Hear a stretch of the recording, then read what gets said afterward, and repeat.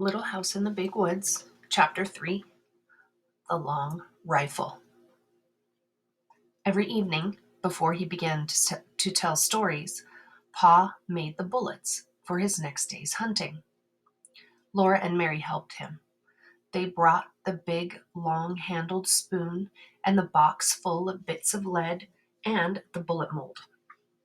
Then, while he squatted on the hearth and made the bullets, they sat on each side of him and watched. First, he melted the bits of lead in the big spoon held in the coals. When the lead was melted, he poured it carefully from the spoon into the little hole in the bullet mold. He waited a minute, then he opened the mold, and out dropped a bright new bullet onto the hearth. The bullet was too hot to touch, but it shone so temptingly that sometimes Laura or Mary could not help touching it. Then they burned their fingers. But they did not say anything because Pa had told them never to touch a new bullet. If they had burned their fingers, that was their own fault. They should have minded him. So they put their fingers in their mouths to cool them and watched Pa make more bullets. There would be a shining pile of them on the hearth before Pa stopped. He let them cool. Then with his jackknife, he trimmed off the little lumps left by the hole in the mold. He gathered up the tiny shavings of lead and saved them carefully to melt again the next time he made bullets. The finished bullets he put into his bullet pouch. This was a little bag which Ma had made beautifully of buckskin from a buck Pa had shot. After the bullets were made, Pa would take his gun down from the wall and clean it. Out in the snowy woods all day, it might have gathered a little dampness, and the inside of the barrel was sure to be dirty from powder smoke. So Pa would take the ramrod from its place under the gun barrel and fasten a piece of clean cloth on its end. He stood the butt of the gun in a pan on the hearth and poured boiling water from the tea kettle into the gun barrel. Then quickly he dropped the ramrod in and rubbed it up and down, while the hot water blackened with powder smoke spurted out through the little hole on which the cap was placed when the gun was loaded. Pa kept pouring in more water and washing the gun barrel with the cloth on the ramrod until the water ran out clear. Then the gun was clean. The water must always be boiling so that the heated steel would dry instantly. Then Pa put a clean greased rag on the ramrod, and while the gun barrel was still hot, he greased it well on the inside. With another clean greased cloth, he rubbed it all over outside until every bit of it was oiled and sleek. After that, he rubbed and polished the gun stock until the wood of it was bright and shining too.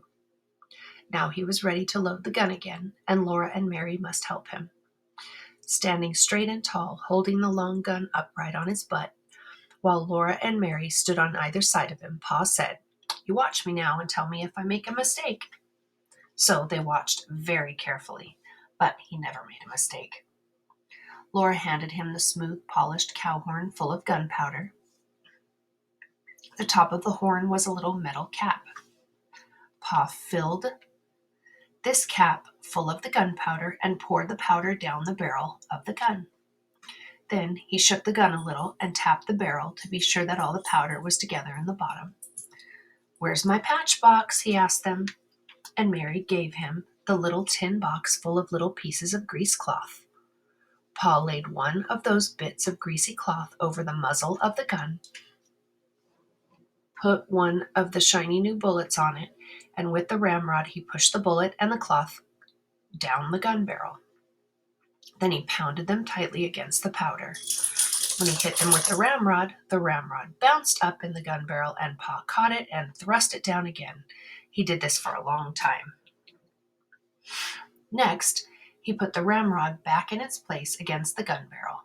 Then, taking a box of caps from his pocket, he raised the hammer of the gun and slipped one of the little bright caps over the hollow pin that was under the hammer. He let the hammer down slowly and carefully. If it came down quickly, bang, the gun would go off. Now the gun was loaded, and Pa laid it on its hooks over the door. When Pa was at home, the gun always lay across those two wooden hooks above the door. Pa had whittled the hooks out of a green stick with his knife and had driven their straight ends deep into holes in the log. The hooked ends curved upward and held the gun securely. The gun was always loaded and always above the door so that Pa could get it quickly and easily any time he needed a gun. When Pa went into the big woods, he always made sure that the bullet pouch was full of bullets and that the tin patch box and the box of caps were with it in its pockets.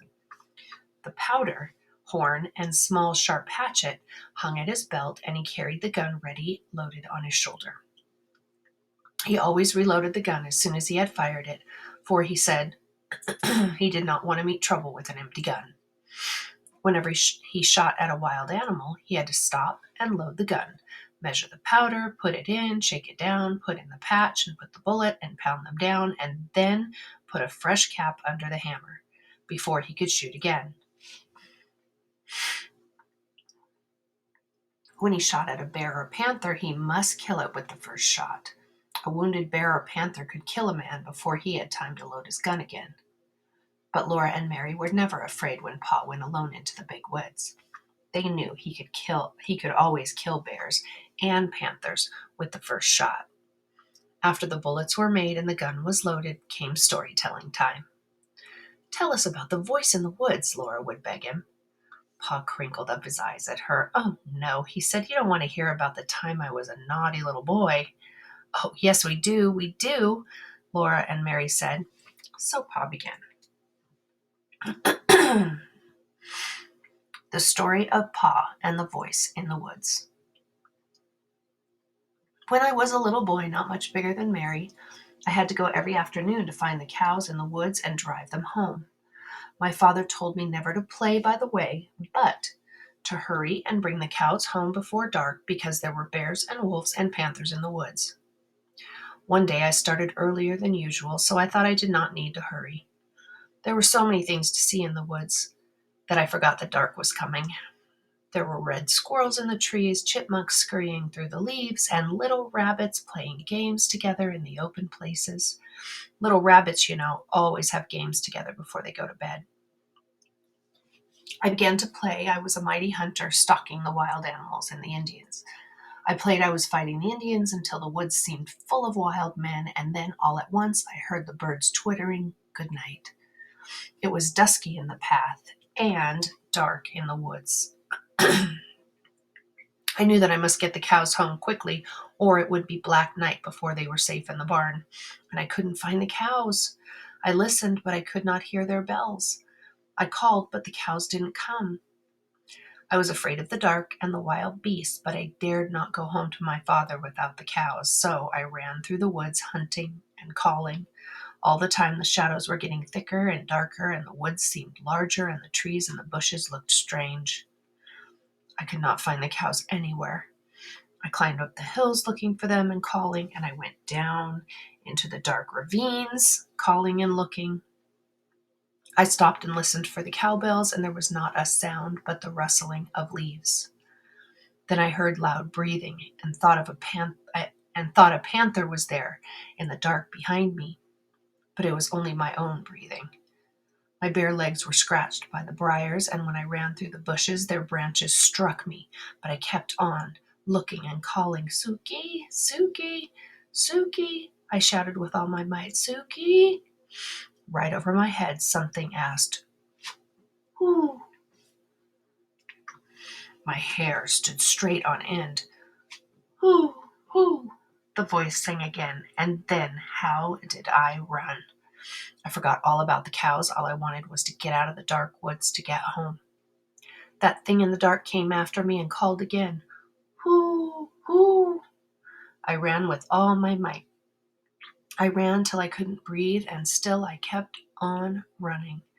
Something grabbed my foot, and down I went. Up I jumped, and then I ran. Not even a wolf could have caught me. At last I came out of the dark woods by the barn. There stood all the cows, waiting to be let through the bars. I let them in and then ran to the house. My father looked up and said, "Young man, what makes you so late? Been playing by the way?" I looked down at my feet. And then I saw that one big toenail had been torn clean off. I had been so scared that I had not felt it hurt till that minute. Pa always stopped telling the story here and waited until Laura said, "Go on, Pa, please go on." "Well," Pa said, "then your grandpa went out into the yard and cut a stout switch, and he came back into the house and gave me a good thrashing so that I would remember to mind him after that. A big boy 9 years old is enough to remember to mind," he said. "There's a good reason for what I tell you to do," he said, "and if you do as you're told, no harm will come to you." "Yes, yes, Pa," Laura would say, bouncing up and down on Pa's knee. "And then what did he say?" "He said, if you'd obeyed me as you should, you wouldn't have been out in the big woods after dark, and you wouldn't have been scared by a screech owl."